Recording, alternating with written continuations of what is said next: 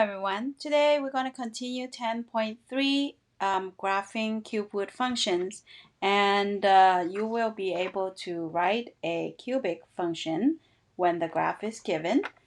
So let's take a look at a review and a recall of information. These are the 5 reference points, but I believe we're going to be focusing on the 3 in the middle when we are writing the equation. So here is a first example.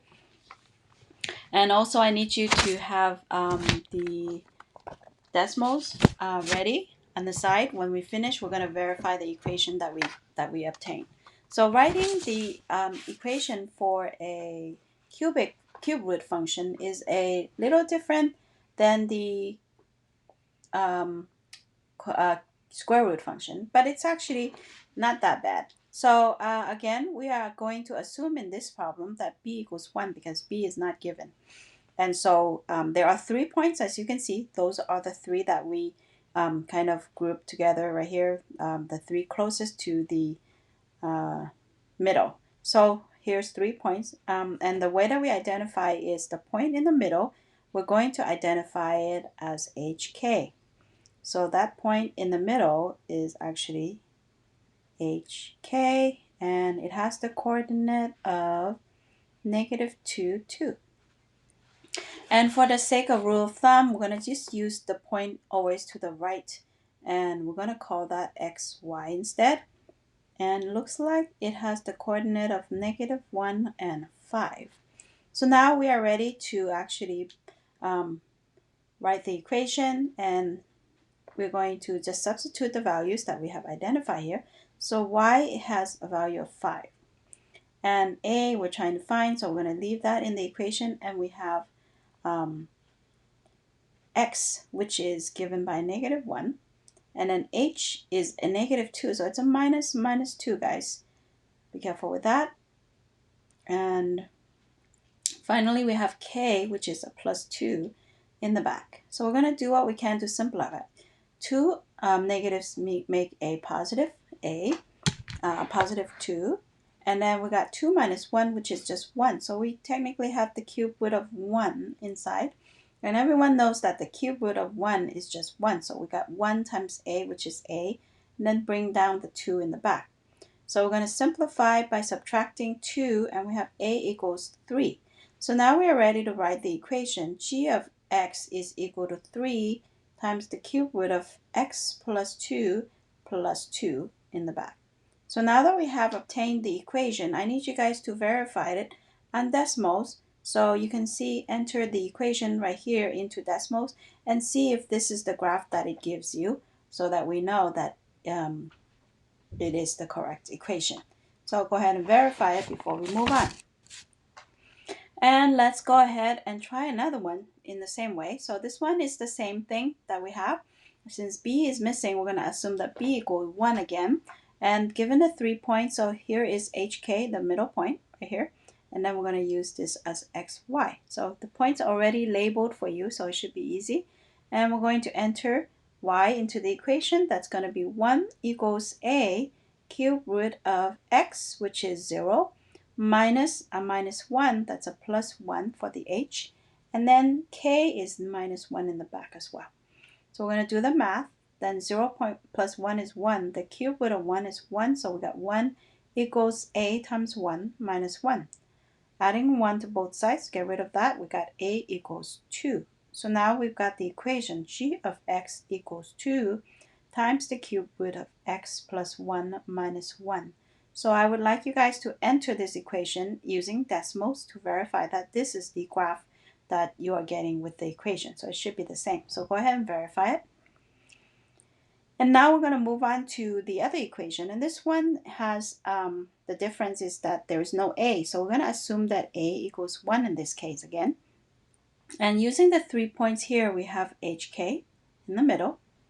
And then we got XY. So let's write down the coordinates for HK. In this case, it's -3 and -2. And we got the xy coordinate is -1, -1. So we're going to enter that into the equation, and we have y, which is -1. And we got cube root of 1 over b. We do not know what b is, so we're going to leave that. And then x is -1. Y, h is -3, so it's a -3, which is a +3. And then don't forget we got k, which is -2 in the back. So we're going to do the math here, which is -1 plus 3, which gives me 2.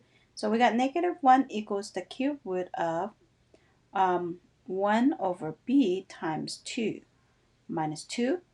And I'm going to actually isolate 2 by moving it to the other side. So we got 3 equals cube root of. I'm going to multiply 1 times 2 inside, so it's actually cube root of 2 over b. And to undo that cube root, I need to cube both sides. So that will get rid of the cube root.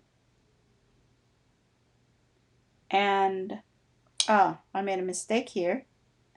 2 minus 1 should actually give me 1 here. So it's 1 cubed, which is 1, equals to 2 over b, and then cross multiplying, I have b equals 2.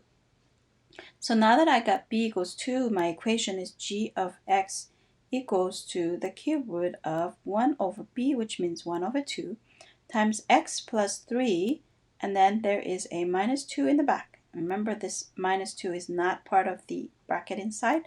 So let me write that again without that. So here is the equation. And then I need you to use the decimals to verify that this is the correct equation that yields this graph right here. So go ahead and graph using decimals to verify. And that is the end of this problem. And I'm going to get you guys try one more on your own. So here is another one. By now you should be very comfortable with this process. So go ahead and use it. And we have HK here, and then we got XY. So go ahead and try it before you look at the answer. Hopefully you've had a chance to try it and you're ready to check your answer. So we got Y, which is 3, equals A times the cube root of X, which is 8, minus H, which is 0, and then there is a plus 2 in the back, that is K. So we got 3 equals A times the cube root of 8 plus 2. And we know that the cube root of 8 is what? 2, right? So we're going to apply the cube root of 8, which is 2. And we got 3 equals 2A plus 2. Minus 2 from both sides, I've got 1 equals 2A, and therefore A equals 1/2, right? And now that I have found A, I'm going to rewrite the equation as g of x equals 1/2 cube root of x minus 0, which just means it's going to be x by itself. So let me write that shorter. So it's the cube root of x plus 2.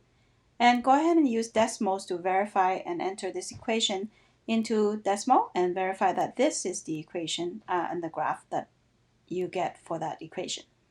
And that is a wrap for this lesson, and hopefully you have learned how to write the equation when you're given the graph. Go ahead and get started with your homework, and you can find that in Google Classroom.